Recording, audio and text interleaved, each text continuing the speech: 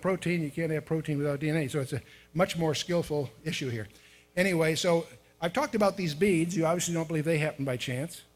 I usually weave a story for the New Zealanders that you know, as if the Maori did it. And they always say, gee, did they know English?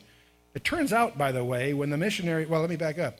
The Treaty of Waitangi was signed February 6th of 1840, and when the Crown of England entered into a covenant with the Maori people. What most people don't know is that becomes, in effect, the Constitution of New Zealand, and it protects the Maori religion. But here's the surprise. They were more than half of them were Christian. When the missionaries came to New Zealand, the Aborigines already knew about Christ. They just didn't know his name. And they were showing incredible stories that it's Romans 1 all over again, except on the positive side. And of course, Morse code was invented 10 years earlier, so theoretically the Maoris could have, one of them could have done this, but I have to admit the real answer to this is I just contrived this for this discussion, so I apologize. Many people are upset with me because they feel I've misled them, and that's probably true. I've misled them, but no, we're not going to ask you to believe impossible things, are we? And yet, let's talk a little bit about the announced topic. One of our modern myths is the nebular hypothesis. If you've taken a course in astronomy or you pick up almost any astronomy book and talks about the origin of the solar system, we have these theories about how the planets were pulled out of the sun and so forth. This is a myth of origins, a little different than the biological stuff that several speakers have dealt with already today. But going back, most people attribute the origin of the so-called nebular hypothesis to Immanuel Kant in 1755. And just to paraphrase it simply, he suggested that some 4 billion years ago, the sun had ejected a tail, or a filament of material, sort of like a comet, that cooled and collected and thus formed the planets, and on it goes. Now that is attributed to Immanuel Kant, but that's a misnomer. It actually didn't come from him. 21 years earlier, it was formulated by Emanuel Swedenborg, and it was done in Latin in 1734, and he was a mining engineer that had a wide range of interests, and he claimed to have psychic powers. He claimed this theory was developed from seances with men on Jupiter, Saturn, and places more distant. And I don't make any editorial comment on that topic. I'm just reporting it to you. Some 20 years earlier, we have records that he apparently had opportunity to spend some time with Edmund Halley, who of course is famous for his study of comets at Cambridge, and so he picked up some of the ideas that he used in this theory, apparently, from Edmund Halley. But what's interesting is Pierre-Simon Laplace, who is the famous mathematician, was a friend of his, and he lent his endorsement to Kant's theory, but without checking the mathematical validations he was capable of providing but didn't bother. And so thus, because Kant proposed it and Laplace confirmed it, it became scientific dictum back in the end of the 17th century, end of the 18th century. And it is still commonly presumed as a result of schooling and textbooks to this day. So one of the things I'm here to do is not sell you something, is to raise your caution threshold. Subsequent writers have developed views to try to amend this very, very flimsy conjecture. But the difficulty is now, it turns out that our sun contains about 99.86% of all the mass of the solar system. So most of the mass of our solar system, of course, is in the sun. All right? But there's something very strange.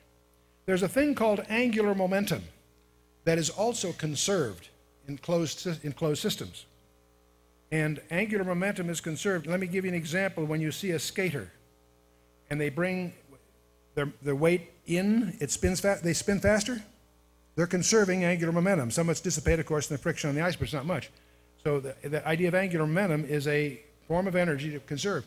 It's interesting, the sun contains almost 100% of the mass, yet it contains only 1.9%, call it 2%, of the angular momentum of the solar system. That creates some real problems. That means our 9 known planets contain about 98.1% of all the angular momentum. How on earth, how did that energy get injected? It couldn't have come from the sun.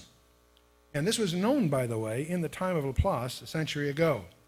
And there is no explanation that would support a solar origin of our planets. They've tried all kinds of crazy stories. And James Jeans, the famous mathematician, also pointed out that the outer planets are larger than the inner ones. That raises other problems. How on earth did that develop? Jupiter is 5,700 times as massive as Mercury and almost 3,000 times as massive as Mars and so forth. The difference in size is substantial, but also the bigger ones are out there further. And that's backwards if you try to make a model. There's all kinds of difficulties. But there's other enigmas. Something that's very, very strange, if you look at the spin rates of our 9 planets, we discover they're in pairs. There are 3 pairs of them that are within 3% of each other. Earth and Mars have about the same spin rates, Jupiter and Saturn, Neptune and Uranus. That's just evidence to investigate to find out what's going on here. Why is that possible? Another observation is Earth and Mars have virtually identical spin axes, both Earth about 23.5 degrees. Why? Why these similarities among certain of these things? And see, from the angular momentum and the orbital calculations, it would seem that these 3 pairs of planets may have been brought here from elsewhere. In fact, you can even indulge in the calculations to speculate on how big and what kind of an orbit the carrier would have been. Our moon is an example. The moon could not have happened this close to the sun. It had to happen way out there, join the Earth, and brought in here. So those are just conclusions from the mathematics that are observable.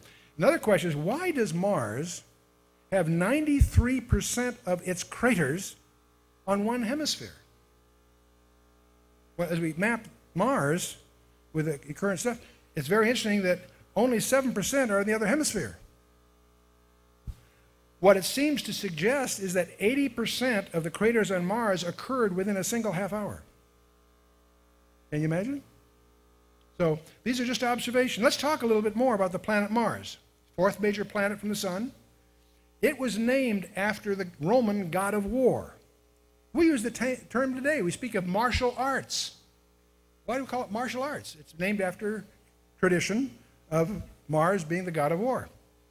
Most of the early civilizations on the planet Earth worshipped in terror the planet Mars. Why?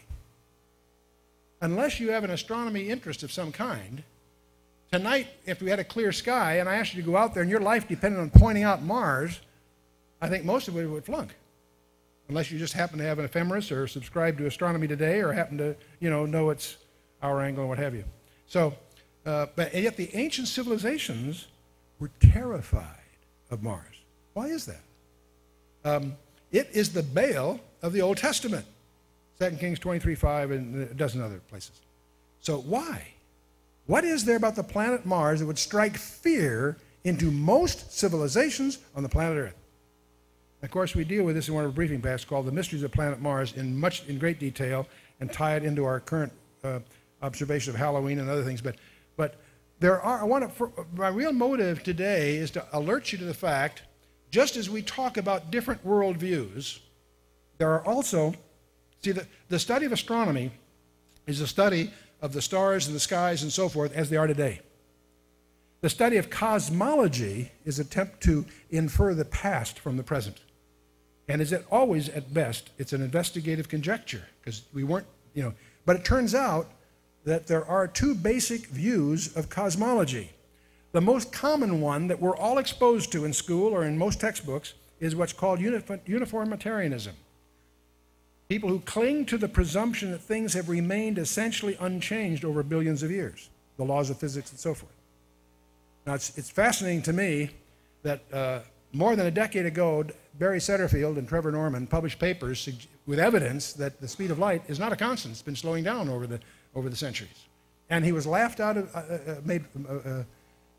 of classical physicists ridiculed him for more than a decade. Now lately, in the last couple of years, last year or two, all kinds of discoveries have been made, all kinds of reputable papers have been published, pointing out, oh, by the way, the speed of light's not a constant, and by the way, it's been slowing down. Do you know that not one of those papers I've seen make any reference? They don't have the intellectual honesty to give credit to Barry Setterfield, who first noticed this over a decade ago, especially in view of all the abuse he's had in the journals. Very interesting. But anyway, let's moving on. There is another class of worldviews called catastrophists. And they argue that the universe has been subjected to a series of catastrophic events. Now, all you need to do is take a pair of binoculars tonight and